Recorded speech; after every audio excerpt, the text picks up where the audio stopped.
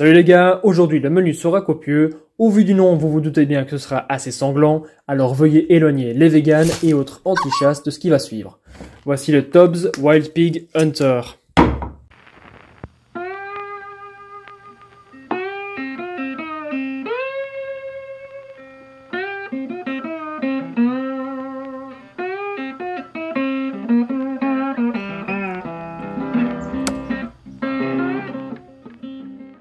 Miam miam sanglier, hein. Alors je vous entends déjà dire « Oh, encore un couteau Tobbs. Ça fait beaucoup là, non? Pourquoi tu présentes jamais de pliant, nanani, nanana ?» Désolé si vous êtes allergique à cette marque, c'est juste que je trouve que Tobbs propose tellement de designs qui sont d'ordinaire et qui restent indestructibles. Comment ne pas y résister? D'ailleurs, vous verrez que ce Wild Pig Hunter ne fait pas exception à la règle. Concernant l'histoire de ce cure-dent, bien que Léo Spinoza, président de Tobbs, revendique le design, je trouve ça troublant, mais alors vraiment troublant la ressemblance avec un couteau russe de la marque Kislyak. Par pure coïncidence. Comme par hasard? Mais après tout, vous connaissez la règle, on ne parle pas de plagiat si votre produit a plus de succès que l'original. Et puis voilà, si on est honnête, le marché du couteau est tellement gorgé, que dis-je, inondé même par des dizaines de marques que tout finit à peu près par se ressembler de toute façon. Ne me lancez pas non plus sur tous les producteurs chinois qui vous pondent 15 variations de chaque couteau, dans l'unique but de contenter les collectionneurs occidentaux.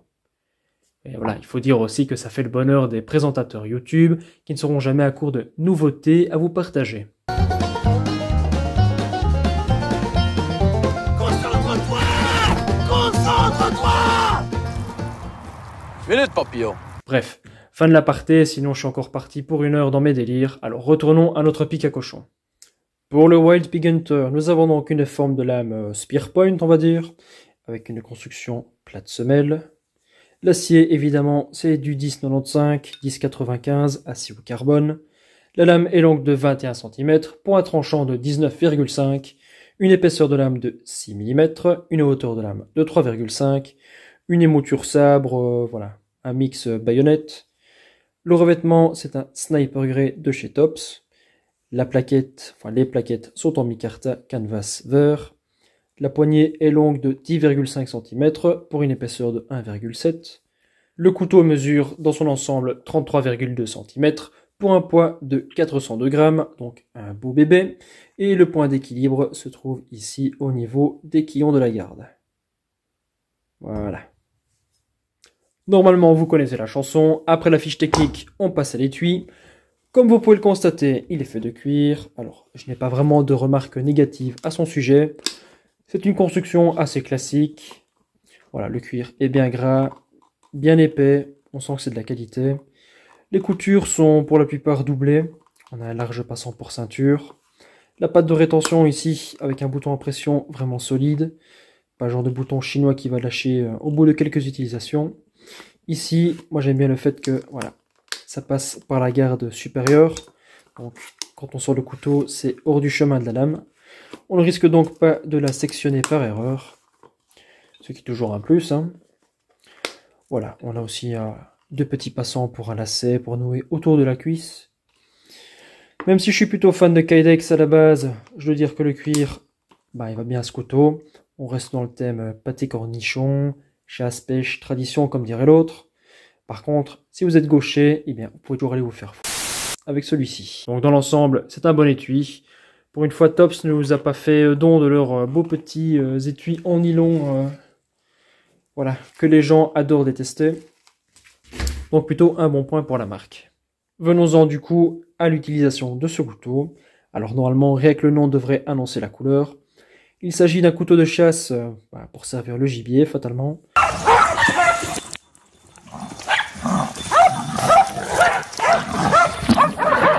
Pour ça, on a une lame assez longue, assez effilée.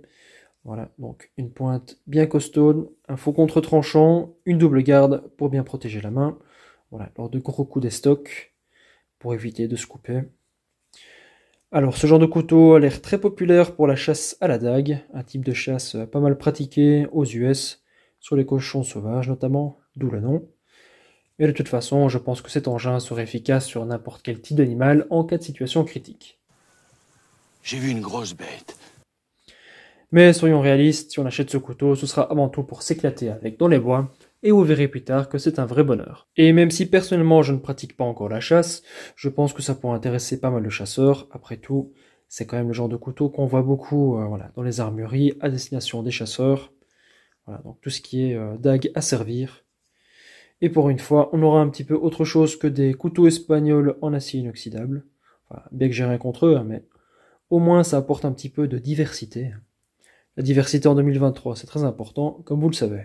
Mais oui, c'est clair. Évidemment, si on regarde de plus près, on remarquera que ce couteau a un problème, un gros problème, la rouille. Et oui, tout l'acier est un peu piqué un peu partout. Moi, je suspecte voilà, que ce soit l'étui et les produits de tannage qui attaquent l'acier comme ça.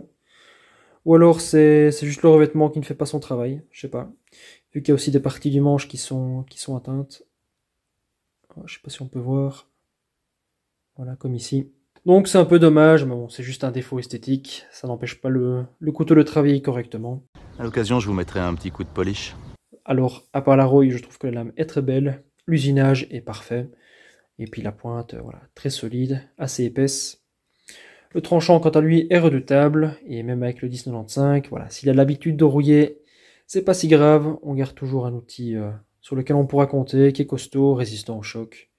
Vous connaissez un peu les avantages de cet acier, je suppose. Ça reste bien adapté pour les activités d'extérieur. Et maman, je vous assure qu'il a du mordant celui-là. Pour les rainures, je pense qu'elles sont surtout là pour amaigrir cette barre d'acier. Et franchement, c'est pas du luxe. Derrière la lame, on retrouve l'équillon de la garde. Alors oui, ça protège bien la main. Par contre, si vous cherchez du confort, voilà, il faudra prendre un Dremel ou une lime pour un peu arrondir les angles. Pour le manche, il y aura de la place pour les grosses mains de bûcheron. Et je trouve les emprunts de doigts plutôt bien situés. Donc voilà, c'est en aucun cas gênant. Quelques cannelures intelligemment placées pour une prise sabre. Voilà, les plaquettes en micarta. En plus de bien rendre visuellement, je trouve qu'elles sont bien ajustées, bien contourées, elles agrippent bien la main. Et pour finir, on a un passant pour dragon, plutôt pratique si on pense à la fonction première du Wild Pig Hunter. La chasse au sanglier, pour ceux qui auraient du mal à suivre. Voilà, on a fait le tour je pense. Alors, assez parlé et temps de passer au test.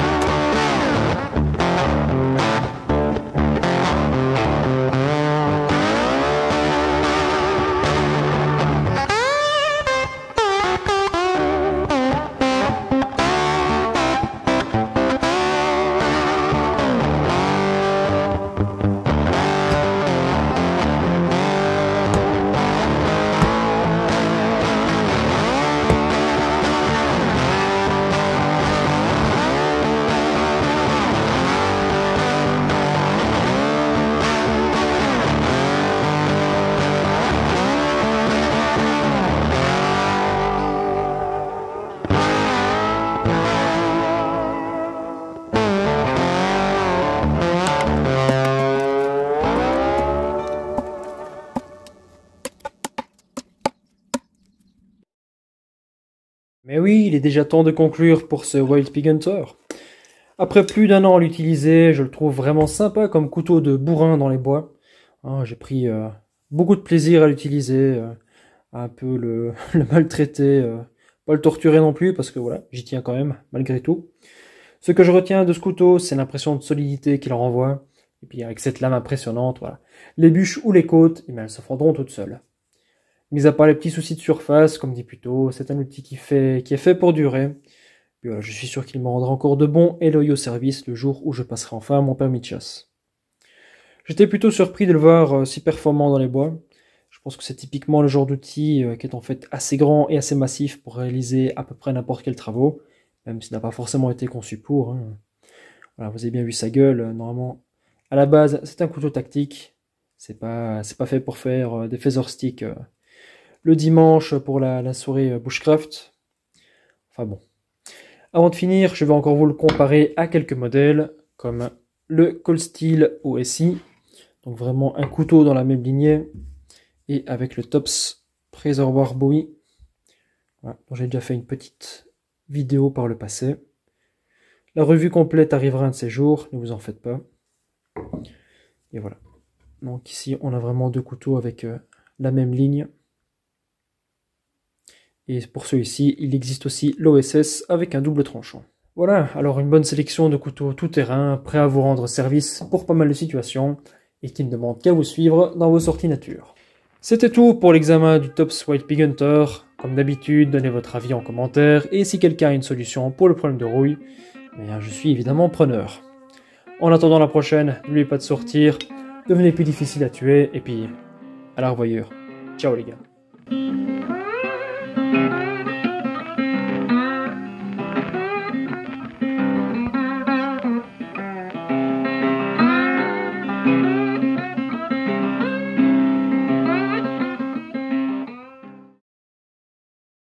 L'armise, je la vois d'ici.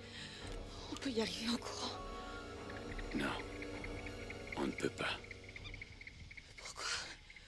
Parce qu'on nous a pris en chasse.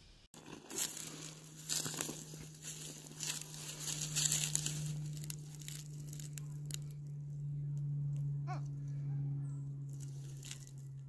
mon Dieu. Dans les buissons devant nous. Ça va aller. Oui, tout baigne. Courez. Droit à l'armise. Ah, il est à moi.